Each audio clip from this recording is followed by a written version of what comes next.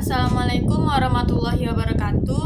Perkenalkan, nama saya Azhara Dwi Suganda dengan NIM 2400208. Pada kesempatan kali ini, saya akan membahas topik penting dalam dunia komunikasi, yaitu komunikasi verbal dan nonverbal. Dalam video kali ini, saya akan menguraikan apa itu komunikasi verbal dan nonverbal, perbedaan mendasar antara keduanya, serta bagaimana keduanya berperan penting dalam kehidupan sehari-hari, baik di lingkungan sosial, akademik, maupun profesional. Komunikasi verbal adalah cara kita berkomunikasi menggunakan kata-kata. Ini meliputi komunikasi lisan, seperti berbicara, dan komunikasi tertulis, seperti menulis pesan atau email. Komunikasi verbal adalah cara paling langsung untuk menyampaikan informasi secara rinci, karena kita dapat menggunakan kata-kata yang tepat untuk menjelaskan maksud kita. Yang kedua adalah komunikasi lisan. Komunikasi lisan adalah bentuk komunikasi verbal yang paling umum. Ini terjadi ketika kita berbicara dengan orang lain, baik dalam percakapan sehari-hari, pidato, diskusi, atau debat.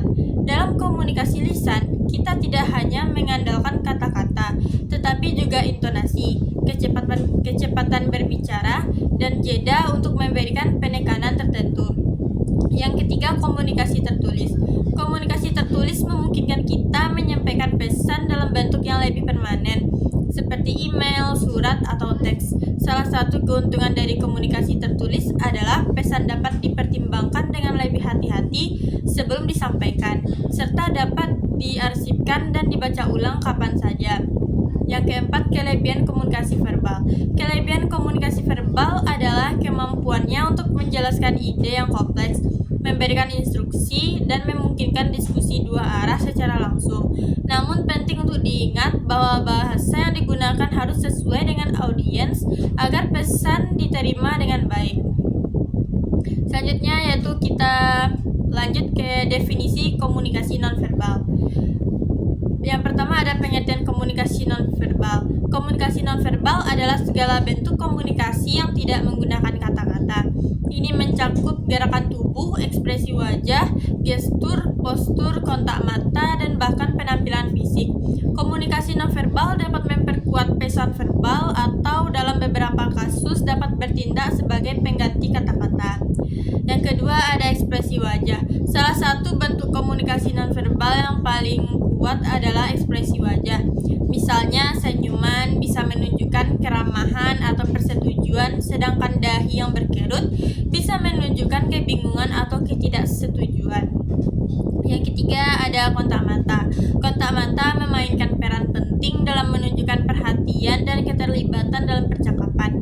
Misalnya di beberapa budaya kurangnya kontak mata dianggap tidak sopan. Sementara di budaya lain terlalu banyak kontak mata bisa dianggap mengancam. Yang keempat ada gestur dan postur tubuh. Gestur seperti lambaian tangan atau anggukan kepala juga merupakan bentuk komunikasi nonverbal. Postur tubuh juga memberikan petunjuk tentang sikap seseorang dalam situasi tertentu.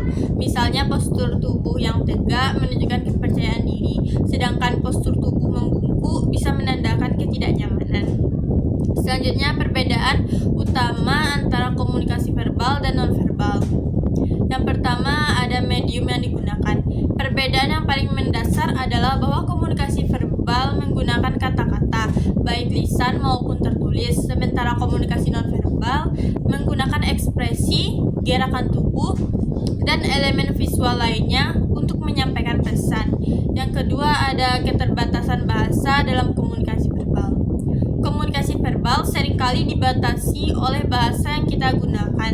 Tidak semua orang memiliki pemahaman yang sama tentang makna kata-kata tertentu, apalagi jika kita berbicara dengan orang yang berasal dari latar belakang bahasa yang berbeda. Yang ketiga yaitu universalisme dan dalam komunikasi nonverbal. Sebaliknya, komunikasi nonverbal lebih bersifat universal. Misalnya, senyuman biasanya dipahami di seluruh dunia sebagai tanda keramahan, terlepas dari bahasa yang digunakan. Yang keempat ada interaksi kedua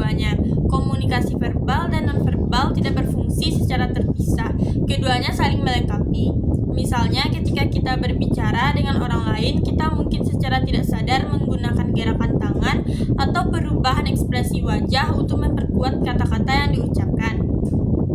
Selanjutnya, pentingnya memahami komunikasi verbal dan nonverbal dalam kehidupan. Yang pertama ada pengaruh di tempat kerja. Di dunia profesional, memahami komunikasi verbal dan nonverbal sangat penting. Seorang pemimpin yang efektif tidak hanya mengandalkan kata-kata untuk memotivasi timnya, tetapi juga menggunakan bahasa tubuh yang tepat untuk menunjukkan kepemimpinan dan kepercayaan diri. Yang kedua yaitu adanya pengaruh dalam kehidupan sosial. Dalam kehidupan sosial, komunikasi nonverbal bisa menjadi kunci dalam memahami perasaan dan maksud orang lain, terutama dalam situasi di mana mereka tidak secara eksplisit menyatakan perasaan mereka. Misalnya, seseorang yang cemas mungkin tidak mengatakannya, tetapi bahasa tubuhnya bisa menunjukkan rasa tidak nyaman. Yang ketiga, dalam hubungan pribadi. Dalam hubungan pribadi, bahasa tubuh seringkali memainkan peran penting dalam menunjukkan keakraban atau ketidaknyamanan. Misalnya, dalam percakapan antara pesan verbal dan nonverbal dapat menyebabkan kesalahpahaman. Yang kelima, yaitu selanjutnya kesalahan umum dalam komunikasi verbal dan nonverbal. Yang pertama ada yaitu kesalahan dalam komunikasi verbal. Dalam komunikasi verbal, salah satu kesalahan umum adalah penggunaan kata-kata yang tidak jelas atau ambigu. Hal ini dapat menyebabkan pesan disalahartikan. Misalnya, instruksi yang tidak spesifik dapat menyebabkan kebingungan di antara anggota tim dalam proyek kelompok. Yang kedua, kesalahan dalam komunikasi nonverbal. Kesalahan dalam komunikasi nonverbal bisa terjadi ketika kita tidak menyadari bahwa bahasa tubuh kita bertentangan dengan pesan yang kita sampaikan secara verbal.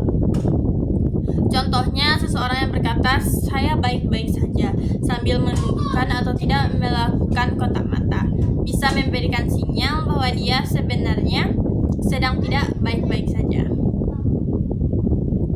Baiklah, komunikasi verbal dan nonverbal keduanya adalah aspek penting dalam berkomunikasi dengan orang lain.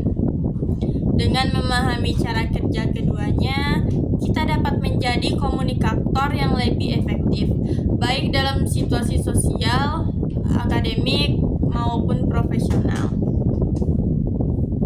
Demikianlah video tentang komunikasi verbal dan nonverbal. Semoga penjelasan ini bisa menambah wawasan dan membantu kita dalam meningkatkan keterampilan komunikasi. Terima kasih atas perhatiannya dan wassalamualaikum warahmatullahi wabarakatuh.